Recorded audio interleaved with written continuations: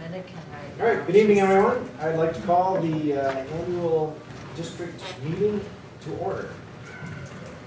And according to the agenda, which is a little different, I guess, for this meeting, first order, no public comment, no. What time are you calling 7:03. We can if you want to. Should we do the pledge? Yeah, that would be appropriate. I pledge allegiance to the flag of the United States of America and to the republic for which it stands, one nation, under God, indivisible, with liberty and justice for all. All right, next order of business is to elect a chairperson of the meeting.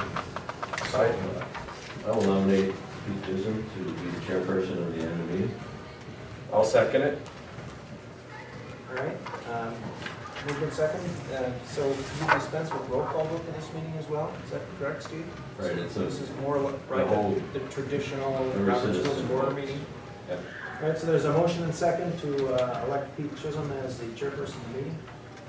Any further questions or discussion? Hearing none, all those in favor signify by saying aye. Aye. Any opposed at the time? Motion carries.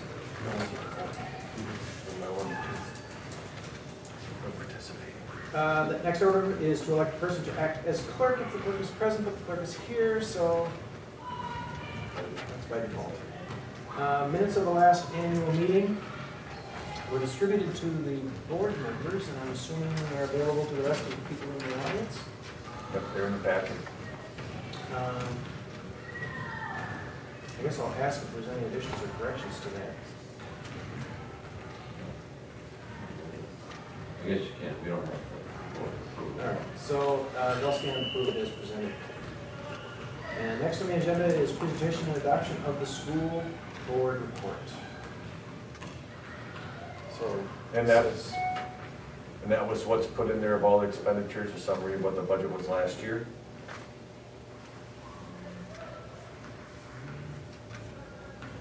that's from our audit, I'm assuming? Yep. So it'd be the audited column. And then also you can see that at the beginning, there was a letter that, or an introduction from you guys, Anne Marie and myself, administrative team, explaining last year and then this year.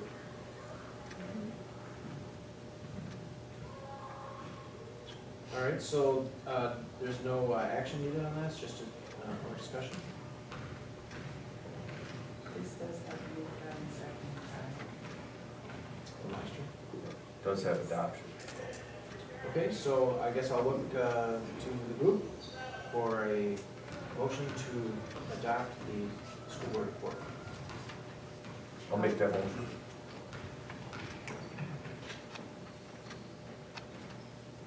I guess I'll second that. Thought maybe somebody else would really want to do it. All right, it's been moved and seconded to adopt the school board report as presented. All those, any other questions or discussion? If not, all those in favor signify by saying aye. Aye. All those opposed? Motion carried. Next on the agenda is number 6, treasurer's report. Would you like me to do that since the treasurer's not here right now? Yes, that would be fine. 2014, 2015 receipts and expenditures and balance on hand, June 30th of 2015. And that is the revenues, $13,674,190.33. Expenditures, $14,332,497.60, with cash balance on hand of $40,761.37. All right, thank you, Mr. Sayer. Look to the group for a motion to approve the treasurer's report. Good night. I'll second that. Any questions on the treasurer's report? Hearing none, all those in favor signify by saying aye. Aye. All those opposed? And the treasurer's report is approved. 7, budget hearing. Here we This go. falls into this. Ms. Putzer's. Do you want me to come over there and do this? Sure, and then I'll push this and go and Okay. do that. I want to thank everybody for coming to the annual meeting of the School District North Fond du Lac. And on a very important and great night where we can celebrate bringing a balanced budget to the board.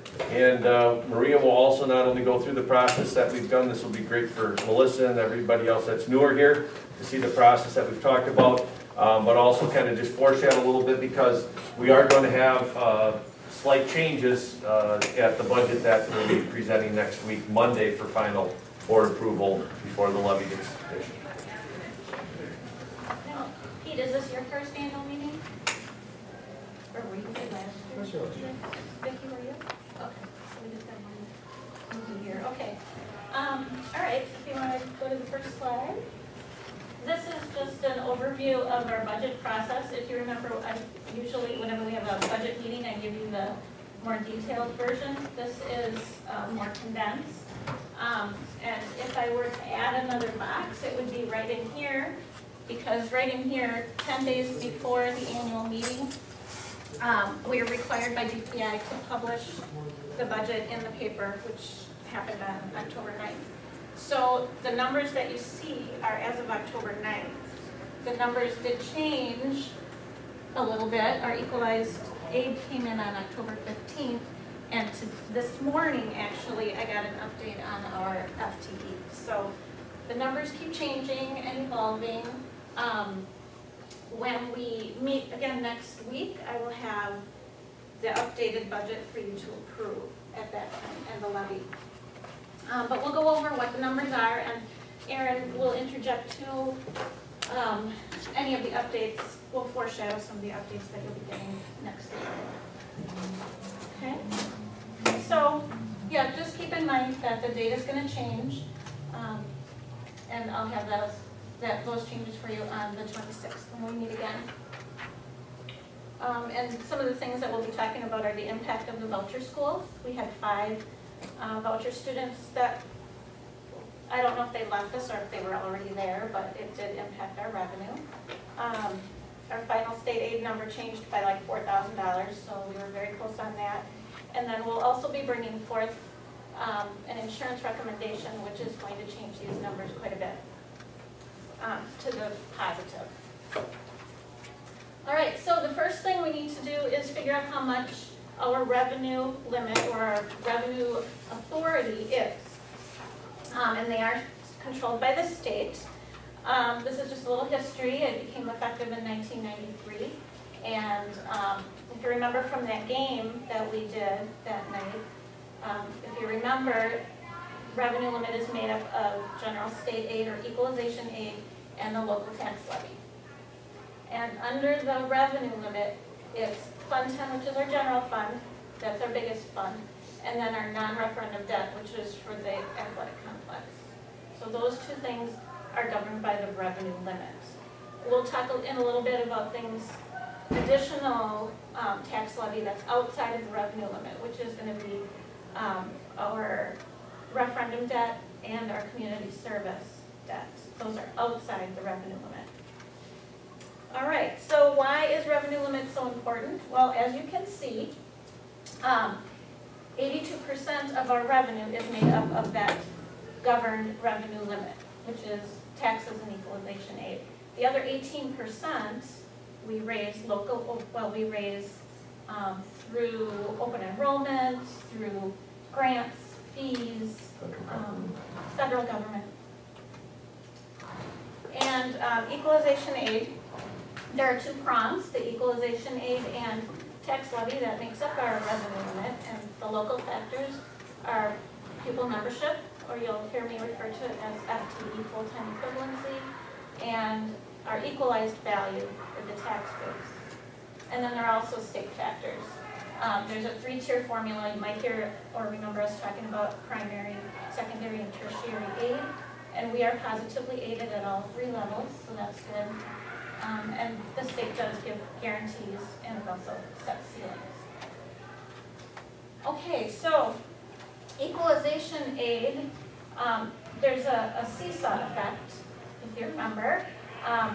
If equalization aid goes down, tax levy goes up, because those are the two things that make up our revenue limit. And vice versa, if we get more aid, then we would tax less. So that's the seesaw. All right, so the two prongs, again, are equalization aid and FTE, or property value and FTE that make up our equalization aid. Down in this, and it's based on property wealth or property value per FTE. So down in here is where we had pretty much our highest, oh gosh, what was our, I think our tax rate was like 986, somewhere in here, because we had fewer students, but our property wealth was up here. So we had, or it was starting to decline. So we had less property wealth per student. So our tax levy then would go up. Now we've got converse. Our FTE is jumping way up, but our property values are going down. So it's less property value spread over more FTE. So our property, or our tax levies should be going down, which is what is happening, and then it's made up with equalization aid. So right now, it's a taxpayer, the taxpayer is benefiting right now.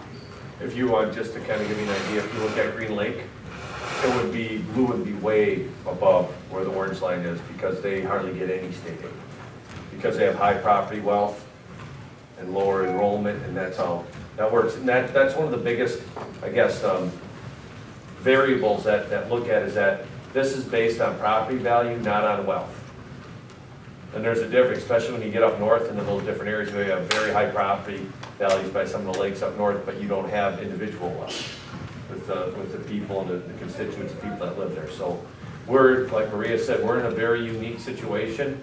And when we look at the property value, that is the property value of Village of Friendship, or the Town of Friendship, the Village of North Fond du Lac, our portion of the Town of Fond du Lac, our portion of the City of Fond du Lac, our portion of Lamartine, our portion of El Dorado. So that's everything, and then when you look at that equalized aid, that then will divide up. So even though we're going to offer a stagnant mill rate, that doesn't mean that everybody's taxes will stay the same. North Fond du Lac, the village could go down if they saw if Friendship got higher value than North Fond du Lac. So it can switch within our municipalities. The two largest municipalities are the Town of Friendship and the Village of North Fond du Lac. And we've seen some fluctuating in there, but this is until we start to bring more value into the property of our area, we've seen this continually go down. But yet our students are increasing. Right. And it does favor the taxpayer right now. This is an example of how our equalization aid has increased over the last 5 years. If you remember, right around Act 10 time, we saw a large decrease in our state aid. Now, because of our property values and our increase in students, we've been getting more and more state aid. So over the last 5 years, we've gotten over $900,000 more or increased state aid. And this right here, Act 10 was right around here. We had a $300,000 surplus because of different things that happened in Act 10 that we didn't account for, that we were learning.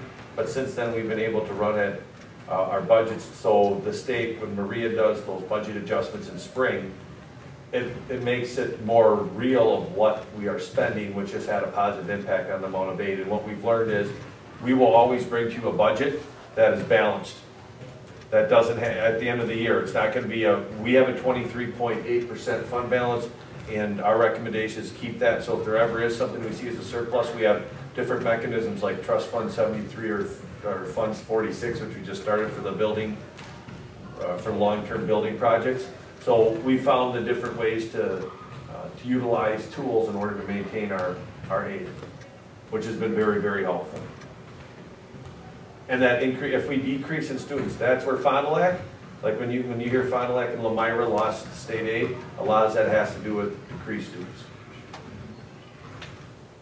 And then this is a slide that shows how the split between the tax levies in blue and the equalization aid is in orange.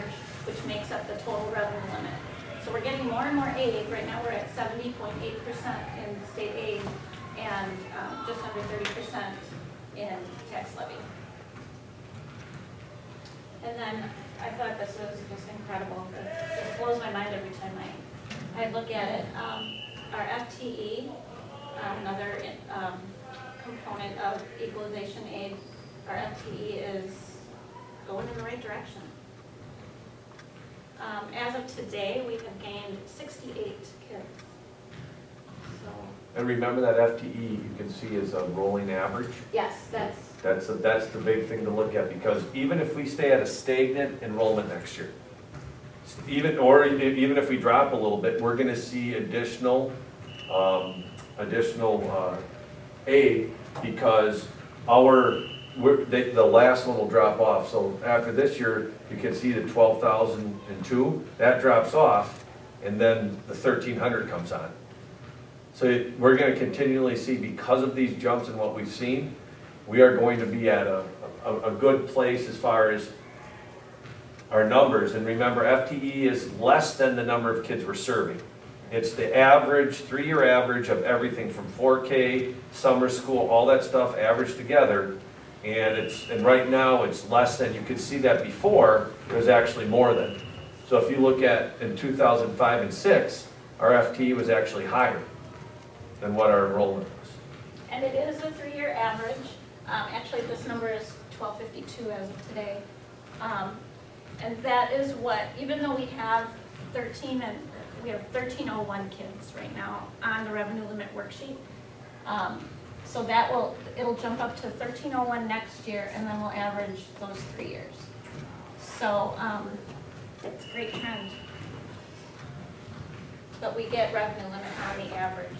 And another critical part here is open enrollment in is good, but having the families actually live here is better, because then we realize all of that. With open enrollment, we realize about $6,600-ish. But when we have our full FTE, we realize everything.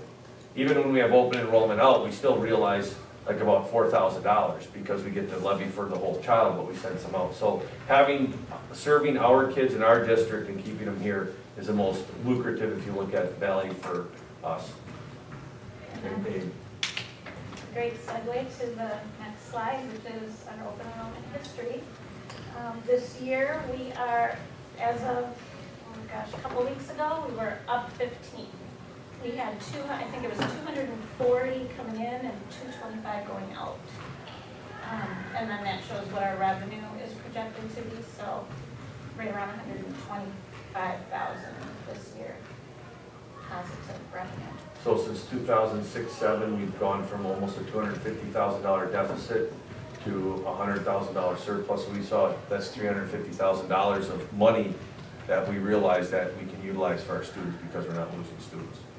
Is this showing the difference over the previous year? So we have 15 more than last year, but last year we had 29 more than the year before? No. No, this is open. This are the ins over the outs. We had 29 last year, ins over the outs. So like over here, Pete, let's say we had 220 going out, we had 229 coming in. Over here, we might have 200 going out and 215 coming in.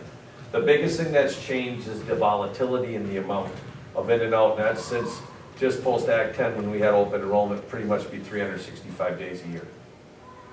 And what's interesting, like here there was a -8, so we had more going out and coming in, but our revenue was positive, because we probably had less high need or high cost kids going out, or more high cost coming in to us.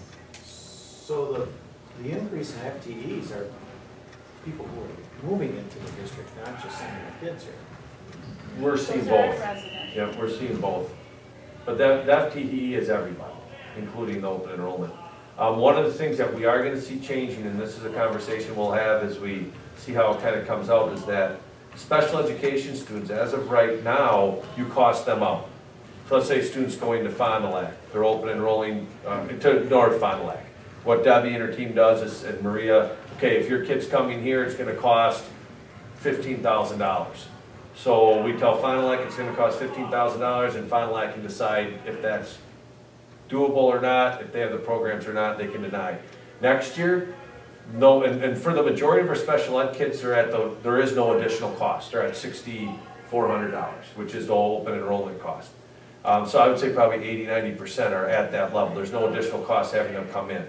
But next year, according to state law, all open enrolled special education students cannot be denied, and they all come with 12 grand. So every special education student that we would get from a different district, we would get $12,000. Any special education that would leave here, go to a different district, that district would get $12,000. Even though it doesn't cost that to educate them, currently that's what it looks like. So there's a couple things that could happen with that, is that I would really think that we would significantly gain, if you will. But I don't know if that's inherently ethical. So we'll have to have a conversation with Fond du Lac, and I'd still recommend that we charge our neighboring districts what it costs to educate the kid. Instead of, I mean, there's different ways we could go about doing this, but we could use something I'm thinking called this, remember the 6603s, how we used to use those? That could be utilized in a way that says, you know, we might not do open enrollment, but make an agreement so it can be honest to what it costs, even if there's a higher cost. We do that. We don't know how it's all going to work out. And as the law stands now, you can't use open enrollment to increase your staffing of teachers. You know, so what you have to do is, for example, high school open enrolled special ed kids. I had to turn down many because we're nearly 90 kids up in special ed at the high school level, but we have 4 case managers. I can't add more teachers just to qualify for open enrollment, you know. Yeah, we can. We just have to pay for it. So we had denied some of those, so I agree with Aaron that we'll probably increase a lot, but we need to look at how to do that, because if we can't deny any requests, we're going to have to just work together, because it's going to kill districts. It will absolutely. I mean, you're looking at a kid that is I mean, they might have maybe speech, they might have maybe OHI, which really isn't anybody else except for monitoring, maybe blood sugar counts. And those students, if they open enrolling, would come with $12,000, which... That's the $12,000 come from the district they're yes. From? Yes. And here's the thing, that's another thing that makes no sense in this law, is that those districts may not even be levying $12,000 per student. I mean, we don't. Ours is around like about 10, 11,000? Per student? Yeah. Cost per student? We're 9. 9, yeah, 9. So we would, even though we levy 9, get 9,000 for a student, we would have to pay 12 out. So this whole law doesn't, I'm hoping there's going to be changes, but that could have a huge impact that we're going to have to wrestle with.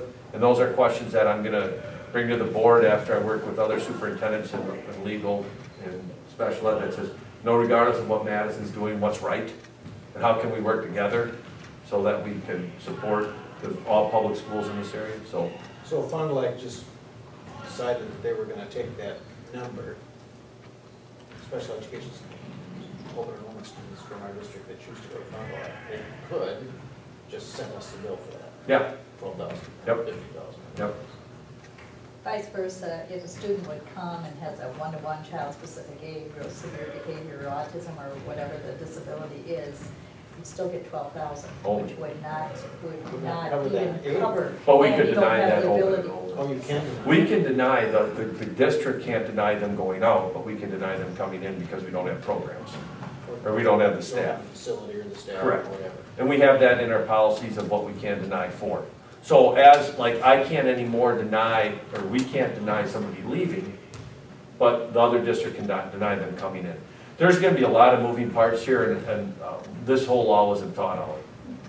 The way that, that's the way I just see it as it I pans out. agree with you, Aaron, yeah. So, Or the impact of it, long range wasn't, for Yeah. a small district thought of. Well, and a lot of times open enrollment tuition is paid with special ed dollars, mhm.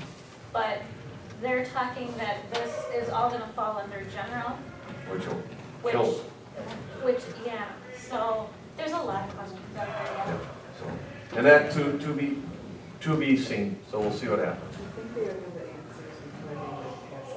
You would think. They don't, right now we're having, the EPI Well, what's happening is that there's a lot of mistrust between DPI and all the executive and the legislative branch. And I think with DPI and public school in general. I think that DPI has become a regulatory agency that isn't doing what a lot of districts are expecting for advocating for public education and creating these rules so that they can have that. They've been throwing so many things. It's just they're just trying to stay get their heads above water. They're understaffed. Plus, there's going to be a lot of things that aren't going to be good for a little bit. We'll have to figure it all out. So what you just said as far as if we don't have the number of, so what were you saying, it's four Special ed teachers at the high school. teachers to run So we're not supposed to like keep adding staff just to create, Okay, positions, so we can- say. Well, we everybody's can't but- charge for it. Yeah. That's the thing, we can't, charge for it's it, that, so- we can't, like, if we have a special education student come in, and like 20 of them, and we're like, well, we need another special education teacher, we're gonna charge that district 120 for each one of those kids for that teacher, you can't do that. Can't do that. Right. So that's what, So but we can can, deny because we don't have Because the, don't have the program. So what we're- right, so what we're doing is we're staffing so that we can meet the needs of our students who we currently have, and currently right now, there's been, if we have a special education student that has any needs whatsoever other than OHI probably, or some very low needs, even if that, we're not accepting them at the high school. Just because there just isn't. Same thing with elementary, it depends on the grade level and the program, and we can do that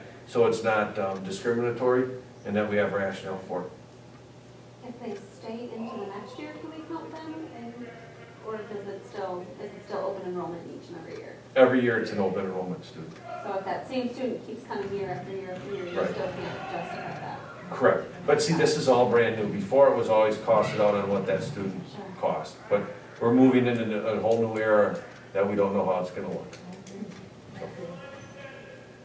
But we'll keep that on a monitor. We're trying to be as proactive and ahead of that as we can. And I really think that I think we're in a situation where we're sitting in a seat where we would be positively impacted by that. But I don't know if that's the ethical thing to then, I mean, if you're looking at like Fond du Lac, if Fond du Lac ends up paying us $200,000 more for the same special education students, that would be a significant, I mean, it's not, we don't need that. That isn't, appropriate. So we'll have to flush through stuff. All right. Okay, and any other questions? That was kind of chapter 1. Chapter 2. Yes, okay, we're gonna move on to how we calculate the mill rates and the tax levy.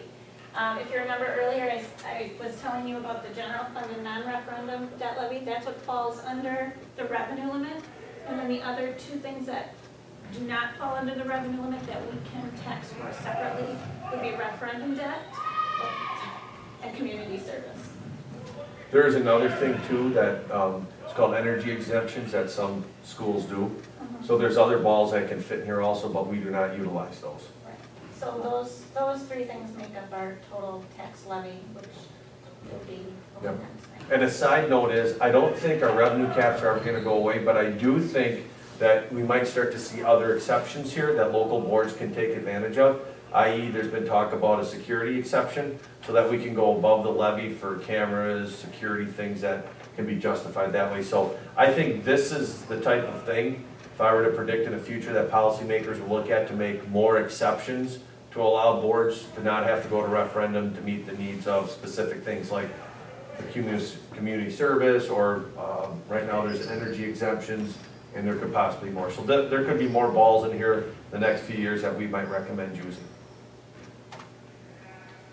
This is just a snapshot of our mill rate history. We're really trying to level it out now.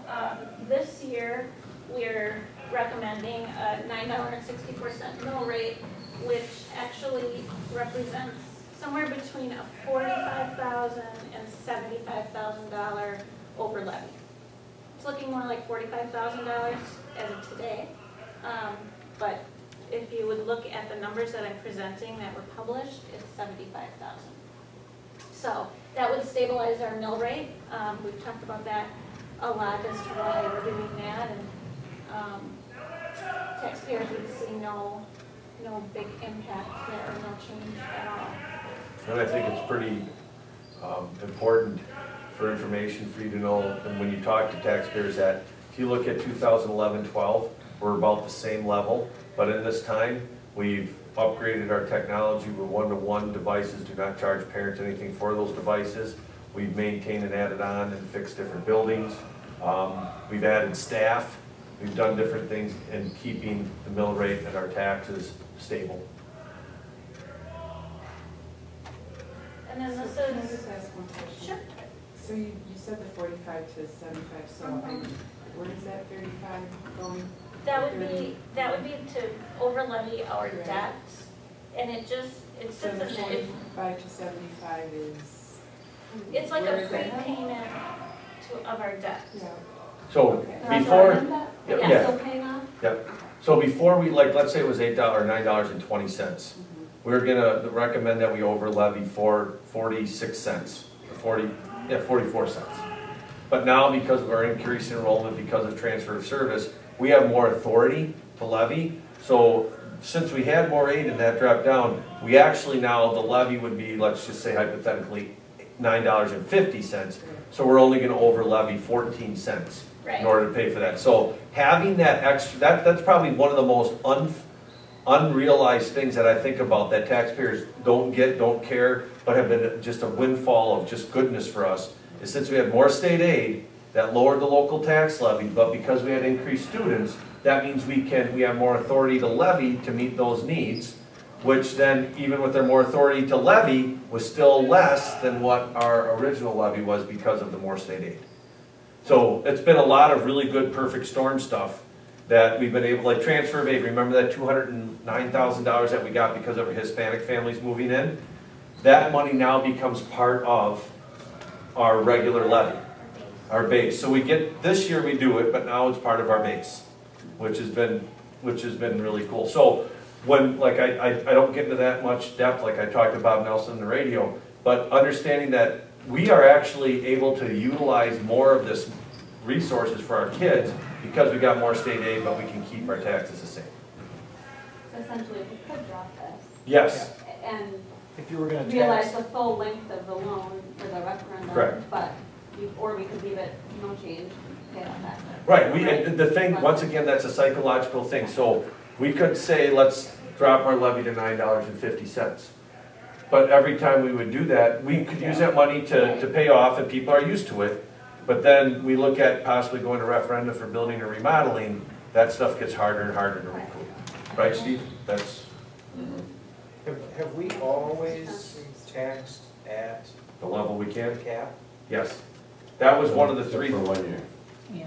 Remember, we under levied, Yes, with Jim, yep, I remember. Okay. but otherwise it only made sense to tax to the max was the term that was used. So What was the reason for under levying that year?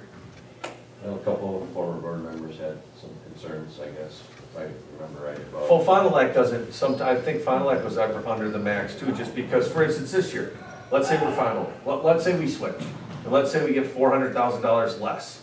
That would mean for us to realize the same amount of resources, we would have to probably increase our levy to $10. So then the board would have to decide, are we gonna increase it to $10? Even though it'd be the same amount, where I think that year the board says, let's not increase it the full amount, let's just go half the amount, but then there was less money to get. So those are then the decisions where the districts that have less state aid this year have to make that decision if they're gonna tax the max. And every time you see an increase, that's because we had less state aid or the revenue caps increased. So that we could do that. So that's what that is there, but like for instance, Campbellsport's levy, if you look here, is $10.72. The reality of it is Campbellsport, under the revenue caps, can levy another $1 million without going to referendum. They don't, because if they would, that could jump up to like maybe $12. And that's something the board isn't willing to do. But what we've done, I can speak about the last 7 years that I've been here, is, I think it was 4 years ago, Steve, or 5 years, that we said, there's 3 things when we look at our budget. Number 1, we maximize resources we can get, period. So it's not talking about do we under levy, or we maximize what we can get. Number 2, if we're gonna make any changes, we do it by moving money around within our budget, or we do a lot of informing before we'd ask the public. And the third part is, which Marie will show you the next few board meetings is we plan on a 2-year basis. So if we're gonna have cuts or whatever, we don't look at it just doing it now, but we have a biennial budget, so we kind of already have an idea of what next year looks like. And we've been working on, you just told me some numbers already. So those are the 3 rules. Now, not every board has that, and depending on the board makeup, and we did have, in the past, we had to have those conversations to come up with those 3 guiding principles when we look at budget. But in our area, these are the districts that Aaron and I pulled and Baird reporting for us. But these are 14, 15 mill rates, and we're in the You don't need to run on the list of every one of them. Do most districts levy at the revenue? Yes, So it's really, I'd say 90 plus. in the sense. the minority do not. Correct. And that's what hurt people back in the past. I mean, we didn't, before there was one year, but Don was always about maximizing the resources. Some haven't, they lost that ability, so every once in a while they give you an opportunity to catch back up, but then you see some jumps. Like right here, Lemira had a huge referendum. I think they're closer to 12 now. We'll see that because of the referenda. Fond du Lac had less state aid, so I think theirs is jumping up close to 10, like 10.02 I think I saw in the paper. So there's, in Oakfield, I think this doesn't reflect, I think the referendum they got either. Probably not. These are 14, 15. Yeah, so. Now, just one comment I'd like to make though is, you gotta be careful about comparing districts, because it's like Dodgeland, one of our houses placed in the Dodgeland district may not be assessed anywhere near the same amount, then they multiply that by 1290, they may actually pay less in taxes than they would if their house was here. Fond du Lac, but it's there's reason to compare it to kind of show historically how we're doing, but Because doesn't 100,000 mean that Dodgeland is a bad district that taxes are terrible. And $100,000, like Winnicott, $100,000 here, home here might be $150,000 in Winnicott. So actually that 1017 would be, your same home would cost more there because of the tax. So that's a very good point, Steve. And then this is how we compare to the state with our tax rate. We are blue line and the state is red, so we are consistently below the state average. Which is some good stuff to share. Okay, and then one of the other circles for our tax levy is Fund 39 referendum debt, and this is showing, this shows our non-referendum debt in blue and our referendum debt in orange. And as we've talked about over and over, our referendum debt's falling off in 2018, and then our last non-referendum debt payment is in 2020. So when this blue comes out of Fund 10. So when we get to 2020, we're gonna realize another probably $150,000, $170,000. I mean, there'll probably be something else that pops up by that time anyways. But, and this is why when we look at, if we can, when Vicki and Mike and Marie and I were talking with Bill and then also the group, even if we would go to a referendum here, or if we see things kind of play out and we wait a little bit, it really, I mean, there's many things you can do to like go to referendum, start building here, prepay this off to save money because of cost of construction. So even though this is retiring here, that doesn't mean that we can't do something in order to start to do some more remodeling before this time. They have unbelievable, they have mechanisms for everything. And the one thing I know is like this year, one of the biggest things that kind of hit was the cost of construction went up like 20%. So it's one of those things, if you know you're gonna do something, you know you have support of the community, you might wanna go sooner than later because the cost of construction is not gonna go down. And the cost of debt, right now it's at like 3.25. Yeah. And when Baird gave us our preliminary numbers, they're estimating 4.5. So Yeah. the cost of money is going up too. Yeah. And we can use, but that's what's so neat about having Baird around is they can really help us to do projections and to utilize, Q's have some non-interest bearing loans that can help us offset some things. And it can save us, even if $150,000, $200,000 that we could save that we could use somewhere else could be paid. So we're really trying to be do our due diligence and study and study and study, get all these things out. So if we do go to a referenda, if we go to whatever we do, we would hope that we're as transparent and we're sharing information, developing it, that it becomes one of those, oh yeah, we do this. Because we'll talk about it for a while, of what our needs are for our kids. And then last but not least, our community service fund. That was we established that in 2011. And DPI has very, very strict criteria for that. And it actually, we are single audited for that. During our large annual audit, they actually pulled community service out and audited just that. So that's been under scrutiny for a few years now. But The Republican caucus. we were fine. Has significantly went after that. And then the next slide will show what we are spending or what we're levying for. We've had that same budget now for a few years. It meets our needs right now, but those are the areas that we are levying for middle school sports. And these have to serve the entire community. So crossing guard, theater workers, our summer school, our summer food service program supervision for that, their salary and fringe, and then our police liaison officer. And this comes, we used to have nursing, but they said we couldn't put that in there. Kind of iffy. Yeah, so, and this is, what's really great is Shank does a great job with being our litmus test for this. DPI does too, but then Shank, they really scrutinize it. Yep. Before you move on, one of the things that's different in that Fund 80 is that, as we discovered as we talked about the digital movie projection system, that the theater worker salaries could come out of that. Yes. So is this $16,000 inclusive of the estimate for what you're gonna have for hours with the increased show schedule for this year?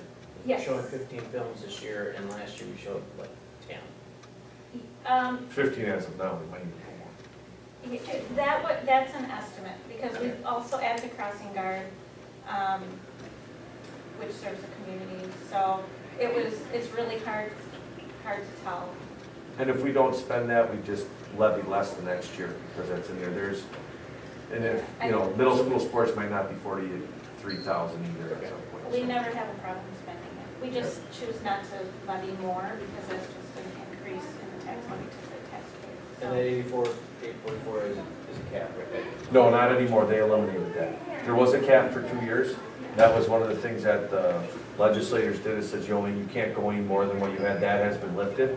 But once again, this might be one of those other balls that we look at in that funnel that we say, hey, you know what? Since we have more state aid, in order to keep our levy instead of over levying to pay off debt, maybe what we do is we go to $100,000 in Fund 80. It still wouldn't see an impact in our overall mill rate, and then we can use it if we see a legitimate use for it.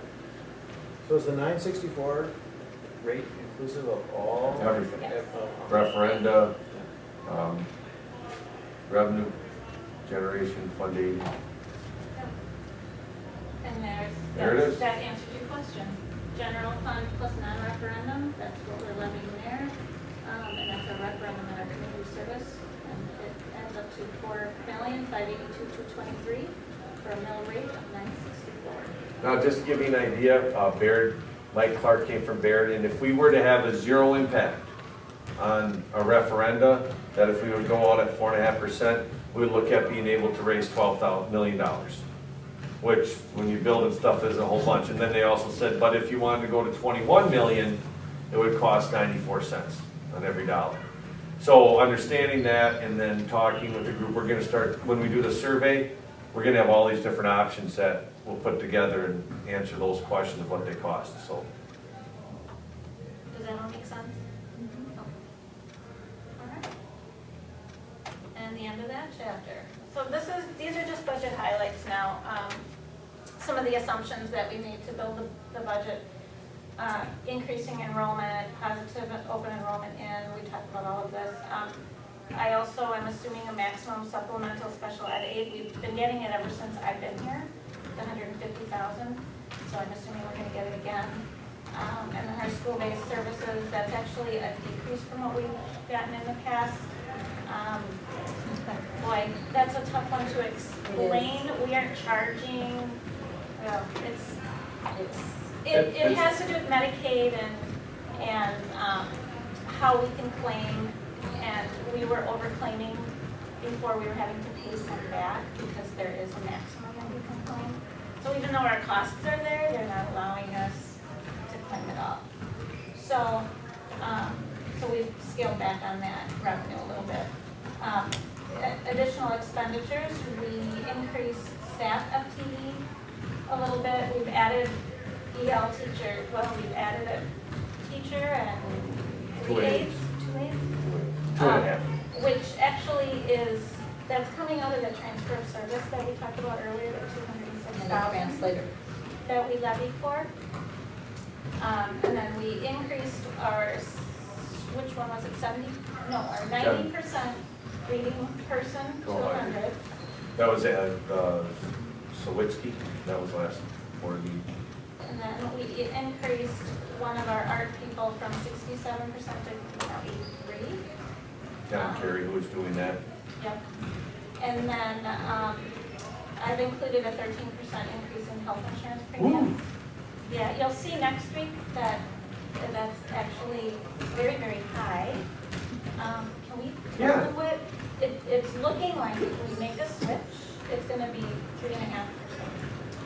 So we're going to see significant cost savings. $170,000 savings, and of that $170,000, because of the switch, and it's Steve was there, and he United Healthcare and asked some good questions. It looks like it's very comparable service, maybe even better, and been very impressed with the people that we met with United, much more so than feeling I've had with WPS. But we have to change some things a little bit, but it looks like we would have a savings of $124,000, which then we'll talk next week about recommendations of salary increases, bonuses, things like that, getting $5,000 back into professional development.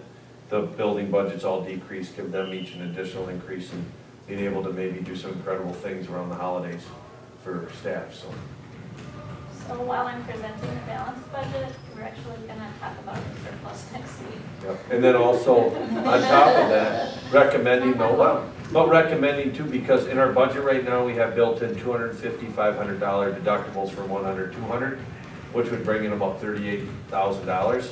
And our recommendation next week will be that we don't do that, which I had said earlier that we look at that as a possible savings. So we'll have a good comprehensive look at. And the nice thing too about what we're looking at is having caps on our insurance for the next 3 years based on what our loss ratio is and things like that. So hopefully we're in a place where we're going to be consistent. So the 13% is if we didn't change carriers? No, if we didn't change carriers, it might be at 7.8. Was it, Steve, or somewhere around there, 7 to 8? One of their options. Yep. 13 was the preliminary number. That is what we had built in. It actually came back 14 or 16 or something. 16, you're right. It did. Yep. So We'll this see. is one budget revision that will be very pleasant to work on this week. And then our fund balance, we just keep monitoring that. We're at over 23% right now, so I'm comfortable fund balance for us. As we got more state aid, our fund balance actually went up because that's less that we levy. So we're seeing a positive impact there too. All right, and this just shows our revenues by source. And in the back of your packet, I put kind of a little tutorial back there when I talk about funds and sources and expenses and functions and things like that. If you ever want to go back and reread this and use your guide along with it. But the source is where we get money from. Most of it does come from state aid. Now, before we were talking about state aid compared to our total revenue, our revenue limit. Now this is total state money over our entire revenue. So that 83% plus the 17%. So most of our revenue does come from the state. You'll see federal is very little, but that No Child Left Behind has a huge impact on a lot of things. And that's one of the things that they're trying to do with the federal government is alleviate the impact the federal government has us locally. And local is mostly our tax revenue. Other districts would be like the open enrollment tuition that we get, 6603 revenue, Other 1.15, that could be like rent, fees. The church, we Yeah. get what, $300 every Sunday for them? Admissions. And then the expenditures, who we're spending the money on, most of it's on, almost half is on instruction, and that's our actual teaching staff. And then support would be like our specialists, like our guidance counselors, our psych, principals, secretaries, anybody that's support staff, custodial maintenance group, our libraries, that all falls under support.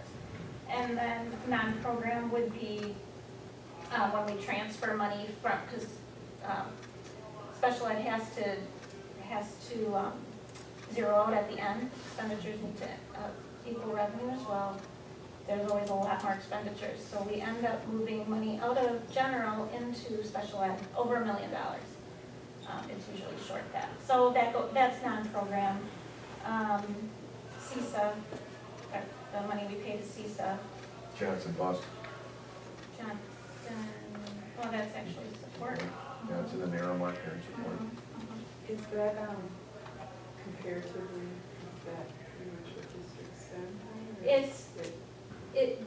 The instruction and support might vary a little bit, but the instruction plus support is very comparable to other districts. West Bend About tries to, 3/4. yeah, West Bend tries to keep it at 70 to 75%. And that's something that, as we look at metrics, I think that's something that I'll work with Maria and the administrative team where I'd like to say, okay, we want to try to keep our costs where we're spending, 25 to 30% of our revenues on programs for kids. So, I mean, there's different ways, but I think we're right around the ballpark.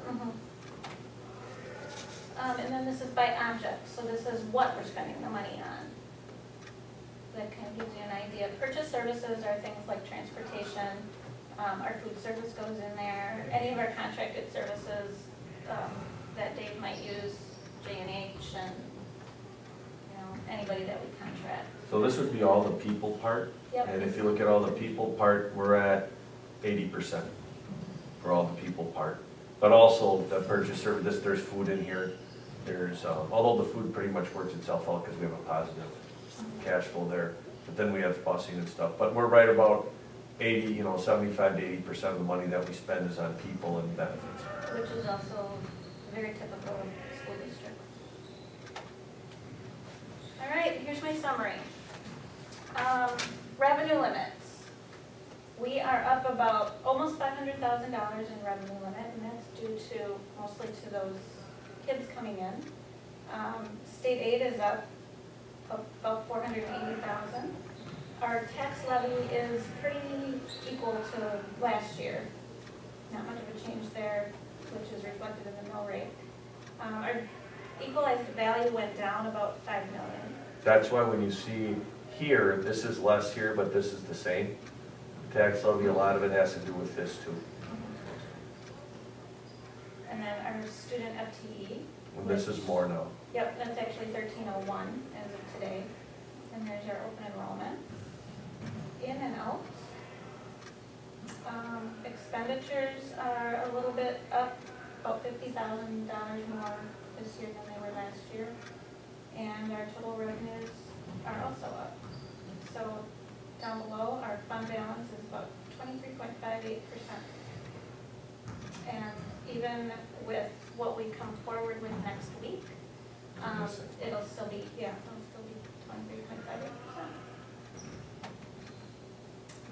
And that's it. Like I said, I've got all sorts of information for you in the back of that. There's a detailed expenditure report if you do want more detail on our budget items. It breaks it down quite a bit.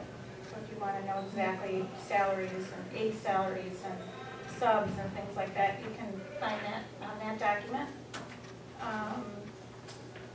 And then I also included, where is that?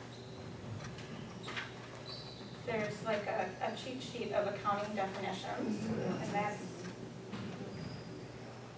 that'll explain what fund, location, object, source, function, and projects.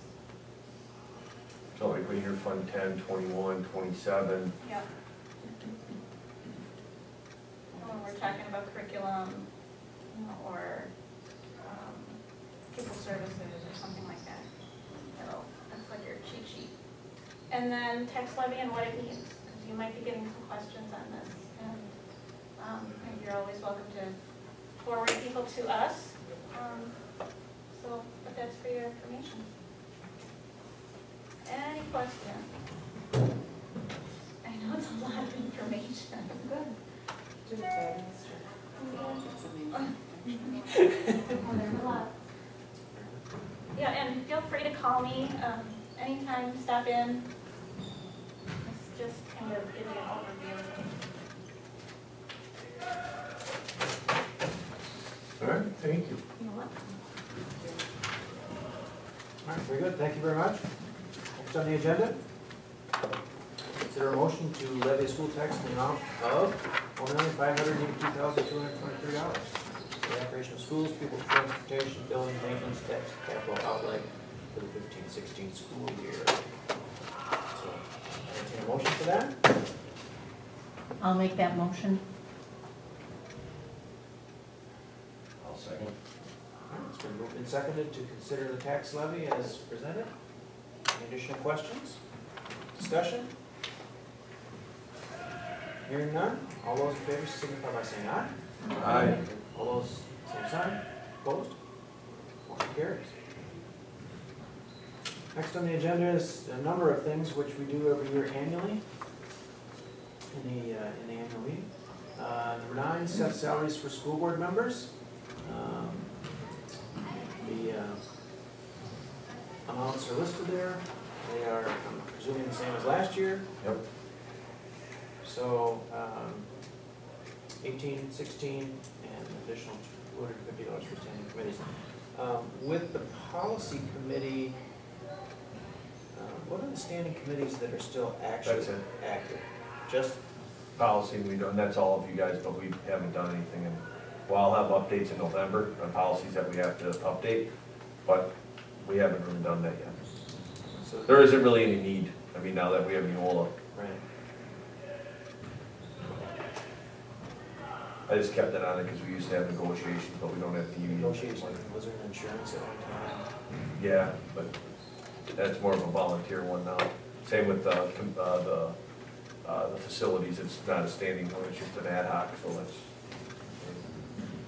All right, I'll ask the group for a motion to set salaries as listed. Well, it doesn't have to be as this, it could be whatever makes the We can most change it. wants it to be. We could get ourselves impeached if we wanted to raise it. Yeah. Or somebody could decide we're not doing a good job and make it 0.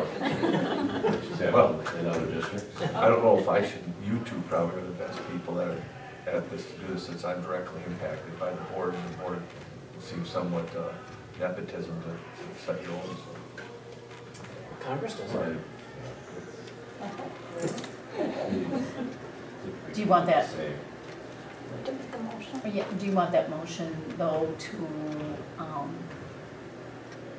set those salaries according to what has been set? Because you said we could look at it in different ways, so is there conversation related to that in setting those salaries? Well, my thought is just from being around a while, just we typically feel that we don't do it for the salary, and it's a nice thing to have twice a year to get it checked, but, so I don't see any reason to raise it, in my opinion, or to lower it, I guess. Never to lower it. I want to make that clear. We need no conversation about lowering here, just considering the conversation about raising. Melanie's dominating this conversation. So, do I hear a motion then? If I'm gonna make a motion, yes, I make a motion that we set salaries of the school board members according to the salaries in place. The current salaries in place. Somebody, Dave, you want to do it? No? Hey, on the board, all right. 45. All right, it's been moved and seconded to adopt salaries of school board members at $1,800 and $1,600, plus the additional $250 for standing committees. Any additional questions or discussion? Hearing none, I'll ask all those members present to signify by saying aye if they're in agreement. Aye. All those opposed, same sign. Motion carries. Next, item number 10, authorized reimbursement for board members for actual and necessary expenses when traveling and performance of duties. This is again something that happens every year. I make that motion. I'll second it. Moved and seconded to authorize reimbursement of board members for travel. Any additional questions or discussion? All those in favor signify by saying aye. Aye. All those opposed, same sign. Motion carries. Next on the agenda, authorize purchase for accident insurance for students. I kept building trades in there even though we don't have that currently this year, I'm sure. Okay, Yeah. I'll make I'll second. Nope. I'll second that. Purchase of mutual insurance, accident insurance. Any questions or discussion? All those in favor signify by saying aye. Aye. All those opposed, same sign. Motion carries. Number 12, allow district through board action to purchase land and property throughout the year. This allows us to purchase property or land throughout the year without the need to go to an additional special meeting of the electorate. I'll make that motion. Do I hear a second?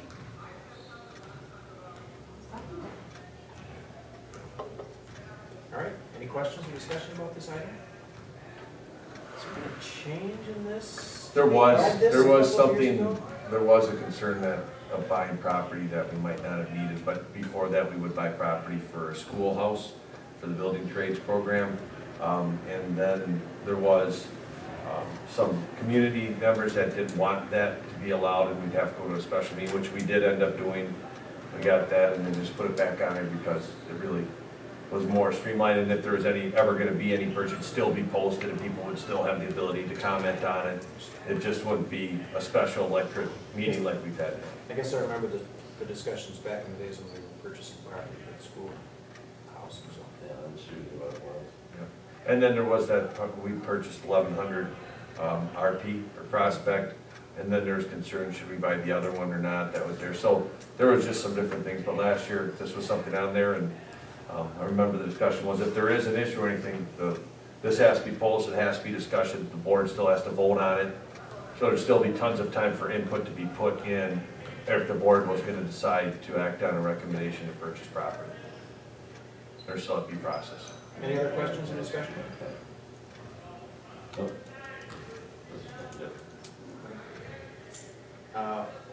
If not, all those in favor signify by saying aye. Aye. All those opposed, same sign. Motion carries. Number 13, direct the school board to furnish school lunches to the people in the district. I'll make that motion. Self-explanatory. I'll second it. And it's silly that we do this Feed now, those even though we've been children. doing it since some Gotta time. have lunch, right? So, That's right. any questions or discussion? Hearing none, all those in favor signify by saying aye. Aye. All those opposed, same sign. Motion carries. Number 14, authorized transportation of parochial students and to parochial schools up to 6 miles from the district boundaries. This has to be renewed every year. Before, should I have some comments on this? But that'd be fine. All right. Maria, the thing is currently right now, St. Mary's Springs is their campus for their elementary is at St. Mary's downtown. And that's within the 5 miles. St. Mary's Springs High School, the academy is 6 miles. So in essence, it's the legal responsibility of the district to take him to Dental Associates, Old Piggly Wiggly, right about there. But we've made this that exception. Now, next year, now what happens is WLA and St. Mary Springs, even though we ask them to coordinate their calendars, they start when they want, they start earlier. And when we do not have school, and they do, we still pay for the busing. And Maria, what does that cost? It was like $3,500. $2,500 or $3,500 for 5 days, because they went to school in August and we hadn't started yet. So to run that route just for them for 5 days, that's what the cost was. So they have that project, and now St. Mary Springs Academy is going to be getting over $400,000 of taxpayer money through the voucher system, at least, because they have, I think, 70, was it? And the average is over 7,000. Well, and they're getting almost 28,000 just from us. Right. So, 5 kids. yeah, after, this might be something that because right now this is something that this community's always done, but now when the whole group's gonna be out there, that could be something where we can negotiate with St. Mary Springs to pay that difference in order to get them there, since now they're getting state money and there is no accountability or having to follow the same rules. So next year, this could look very different. Right now, the reason as we put this here and why this is brought forward is you still have St. Mary Springs Academy within that, the K-8, still within that 5 miles.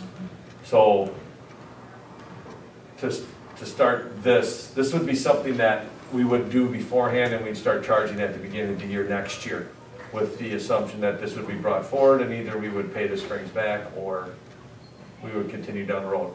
So I think that's something that with with, I don't know, any communication here as the local people of the community, is that something that you think that we should continue to look at next year to cost out that extra mile that it would cost and then charge them that?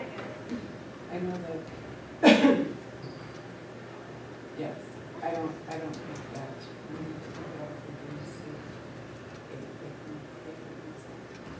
a That we would go up to the 5 and then ask them what that cost would be?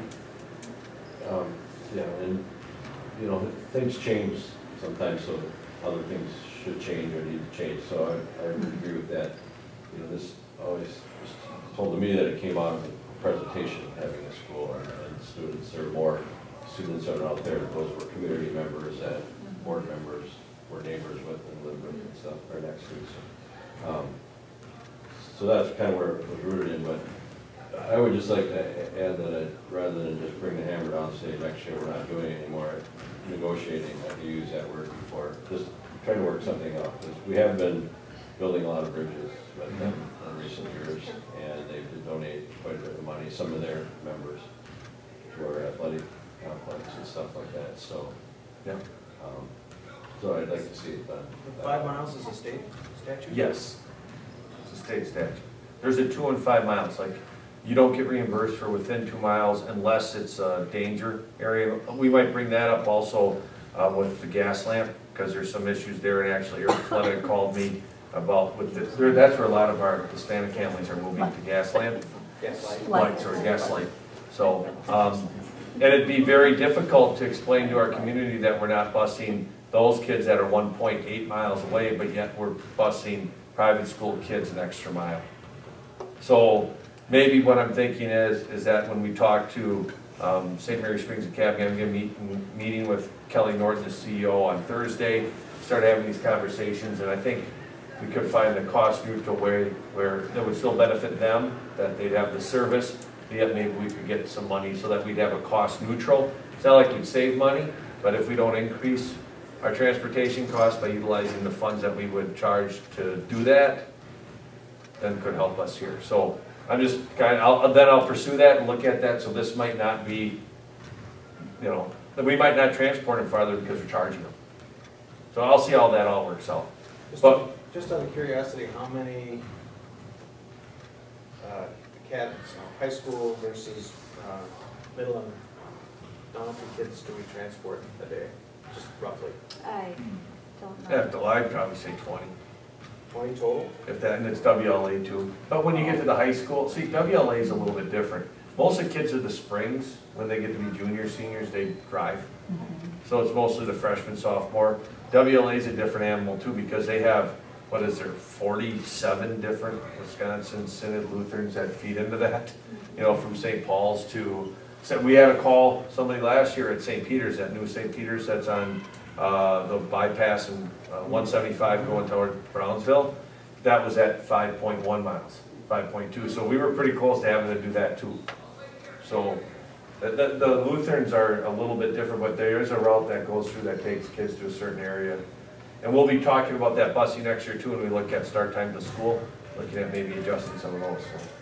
But then what I'll do is I'll continue and I'll talk, negotiate, and see what we can do to have a win-win. Still provide a service, maybe recoup some of the money that we're paying them so that we can provide a service for some of our kids.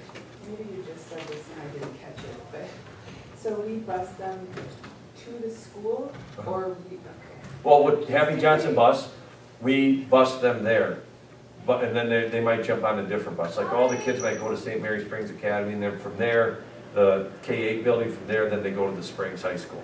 So because of the buses going on, Fond du Lac does this too, but we are actually charged that 6 miles for those students, even if they ride on a different bus. Even if they're riding on a bus that's going there anyways, taking Fond du Lac kids, we're charged that. Yeah. And the big thing, and I think there's 2 things, or 3 things. Steve, I think, hit on one. We don't have presentation as a huge group anymore like it used to be. Number 2, you have public monies now going in excess of probably $400,000 to the Springs. And number 3, they've chosen to build all of their campus outside of the 5-mile radius. So, and it's the largest one, so they'll definitely be, I mean, as long as we have kids, the majority of the busing kids are the 5K through 8. I mean, didn't they years ago, I mean, I guess I'm just thinking when I was in high school, didn't they bus everybody like here and then from here a bus took them whatever? And that's what they do today. Yeah. That's what they're Right. doing now. Yeah, so the buses roll up in here Right. and They get off here, they get off, wait. some kids get into another bus waiting that's gonna take them, and so Yeah. they just transfer kids. Okay. And then that bus, leaves. yep, that bus might go to St. Mary Springs Academy, to St. Mary's downtown. From there might be a bus there that takes them out to WLA and then out to the Springs on the hill. And we pay for all of that. Yes. State statute says we have to within 5. Just for those kids, our kids. Correct. Not for the whole bus. Right, Kids that live in the district that are going to that. right. That road. And we're only asking them to pay additional amount for the extra days of school, or? No, we can't do that. Okay. We only can do, the only thing we have is that extra mile. Okay. That's the only thing we have, but state law says within, and that state law could change. I mean, you could have state law that comes out, not only do we have to pay money for vouchers, but we have to transport them up to 20 miles. I don't really know what they're gonna do, but it'd be, I think we've hit a limit of taking public money to private places until we get more, any control. So I don't want to beat this to death, but so if we are, all right, so North Fond du Lac has these 20 kids that are going to the Springs. So we pay for them to get to the Springs, right? And then, It's a 45-mile limit today, Okay. next year. so are we the only ones, you know, let's say, and I realize Campbellsport is out of Yes. the 5 miles, so No, they don't. no other district, you know what I'm saying, Oakfield, Lamira. I wouldn't think so. Nope, I wouldn't think Fond du so. Lac. Nope, well, Fond du Lac's within the 5 miles, Right. so So yeah. they have to. they have to. Now, and since that bus is going out to St. Peter, which is probably more than 5 miles from this, but it's within Fond du Lac, it's a different animal. But Campbellsport is so big, they don't, the Springs and WLA actually have this is another thing that is just whack. They have a bus that drives through other districts and picks up kids. We can't do that legally, but they can take a bus and go through any district and pick up any kid. They got, They bus from very far away. a few years West ago, Bend. right, the whole state jumped, Sheboygan, I think they're calling their own. And that's money they get through donations, by the way. That funds that. Kids spend a lot of time on the bus. Mm-hmm. Yeah, the Springs, I mean, a lot of their, if you start, like, I did their athletics, and a lot of that is Campbellsport. They have a lot of, from the, south down to West Bend, that area, and even out towards Kohler. Because there really isn't, if you go out to the Kohler area, there isn't a Catholic school. That way you've got Lourdes, you've got the Springs, and then you have Milwaukee. Really, if you look at the high schools, there isn't other Catholic schools around here. There's other Christian and Lutheran schools, but it's Lourdes and then Springs, and then you can go up Xavier, Notre Dame, Abbott Penning's no one. Wasn't that all girls? boys. And then Promontory was, Penny's was boys, Promontory was boys, and like, at St. Mary's, were all girls, the academy, they call it. so this would be something that I, put on there, recommend now, but next year relook at. I wouldn't be surprised if they weren't expecting a negotiation, knowing that they built outside the limit. No, I wouldn't think they expect anything. There's more of a privilege there. They're probably expecting it to continue to happen. They, you know what, Maybe they won't be surprised. 90% of me says That, they have no clue. I would say the majority of them have no idea. Like when I talked to Kelly Norton, I don't think she even has an idea that we do this. okay. That's my guess. But no other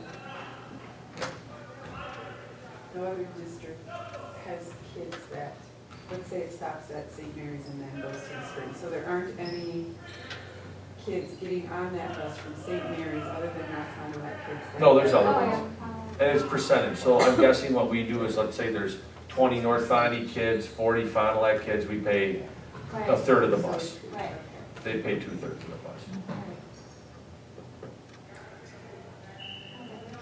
Right. Such a tiny little thing. I'll not Put it on your recommend, negotiation list. yeah, but I'll recommend, or what's that, first? Sure. Well, we've been discussing it, I don't believe we have a motion on the floor yet, so I'll I'll make them open. look for the motion to authorize transportation of parochial schools up to 6 miles, as we have been doing in the past. Motion? I'll make it. For a second? And a second? Any additional discussion? Actually, the St. Paul's was at 6.1 miles, or St. Peter's, that's why we didn't do it. If it would have been at 5 because we made this, then we would have had to take it there. But the roads, how they kind of worked out, is 6.1 and the parents didn't know. Push it. Any other discussions or comments? Hearing none, all those in favor signify by saying aye. Aye. All those opposed, same sign. Motion carries. Any new business to come before the annual meeting at this time?